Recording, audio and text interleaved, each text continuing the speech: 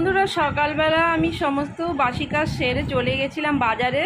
আর গেছিলাম একটু ওষুধের দোকানে, গরুর ওষুধের দোকান থেকে লিকুইড ভিটামিন এনেছি, আর এনেছি পেট পরিষ্কার করার একটা ভিটামিন, আর এনেছি আজকে এই যে পনির এনেছি, কারণ আজকেও আমাদের নিরামিষ, জানো তো, পর 3 দিন ধরে নিরামিষ খেতে হচ্ছে।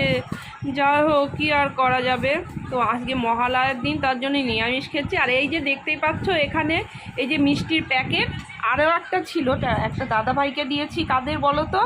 যে দাদাভাইটা আমার গরুর বাচ্চা ধরেছিল, তো তাদের জন্য এই মিষ্টিগুলো এনেছি। আর এনে এদিকে ডাল সিদ্ধ বসিয়ে দিয়ে আমি চিনি দিয়ে, দই, চিড়ে মুড়ি দিয়ে এখন একটু টিফিন করে নিচ্ছি। করে এদিকে ডাল সিদ্ধটা প্রায় হয়ে গেছে, আর এদিকে আলু পটলটা ভেজে নিচ্ছি।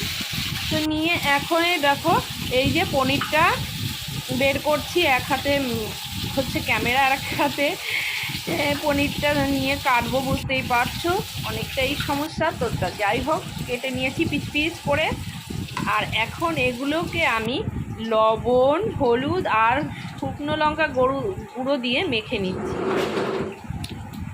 তো যাই হোক, এগুলোকে ভালো করে মেখে নিয়েছি। আর এখন আমি ওদিকে কড়াই বসিয়ে দিয়েছি।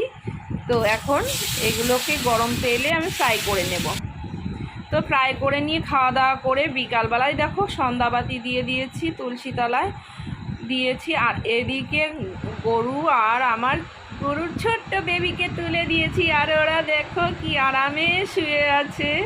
তো আমি এইদিকে দেখো পাখা চালিয়ে দিয়েছি, আর আমার ছোট্ট বেবিটা যাতে না কষ্ট পায়, তো তার দেখো কত আরামে শুয়ে আছে। আর আমি গিয়ে একটু আদর করে দিচ্ছি। তো এত কিউট হয়েছে না, কি বলবো, আদর করতে ইচ্ছে করে গাইস। তো তোমরা বলো আমার বেবিটা কেমন হয়েছে। ভিডিওটা এই অবধি, টাটা।